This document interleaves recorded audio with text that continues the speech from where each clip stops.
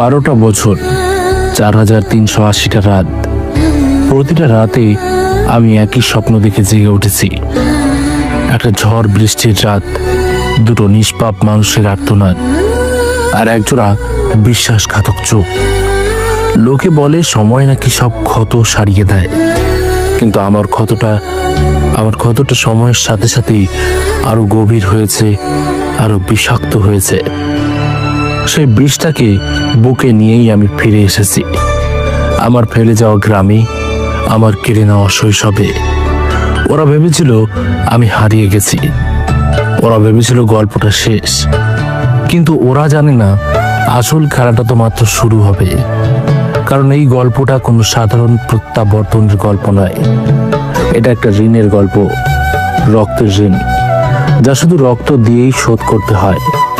আরিয়ানগড় গ্রামের পাশ দিয়ে বয়ে যাওয়া ধলেশ্বরী নদীটা আজ বেশ শান্ত, কিন্তু গ্রামের পিচঢালা পথ ছেড়ে যে মাটির রাস্তাটা বাজারের দিকে কেড়ে গেছে, সেখানকার আবহাওয়া মোটেও শান্ত নয়।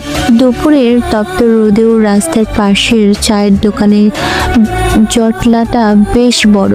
গ্রামের এক লোক পিন্টু চায়ের বেঞ্চ থেকে প্রায় লাফিয়ে রাস্তায় নেমে কান খাড়া করে বলে, ওই শোনেন, শব্দটা আবারও বাড়তেছে। এইবার মনে হয় কানের পাশ দিয়ে যাইব। সোহান ভাই, আপনার কানে কি তুলা দিয়েছেন নাকি?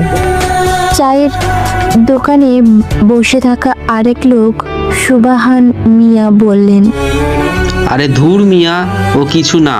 পদ্মা সেতুর ওইদিকে দিন রাত যে কাম চলে, ওইটারই শব্দ হইবা হয়তো। আজাইরা চিল্লাস না তো, বইয়া চা খা।